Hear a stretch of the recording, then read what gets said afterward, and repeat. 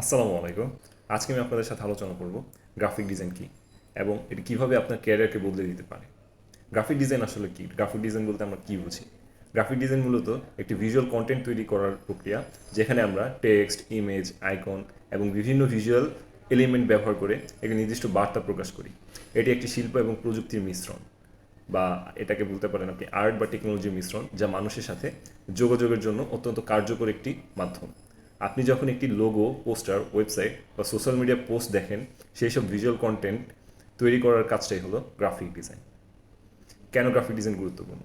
Graphic design আজকের যুগে অত্যন্ত গুরুত্বপূর্ণ। প্রত্যেকটি ব্যবসা প্রতিষ্ঠান, এমনকি ব্যক্তির ব্র্যান্ডিং বা গ্রাফিক ডিজাইনের মাধ্যমে একটি সার্ভিসকে বা সার্ভিসের ব্র্যান্ড আইডেন্টিটি তৈরি করার জন্য গ্রাফিক ডিজাইন অপরিহার্য। এটি একটি প্রোডাক্ট বা সার্ভিসের সাথে মানুষের প্রথম পরিচিতি ঘটায়, তাই এটি দেখতে আকর্ষণীয় ও ডিজাইন দেখতে আকর্ষণীয় ও মানসম্পন্ন হওয়া জরুরি।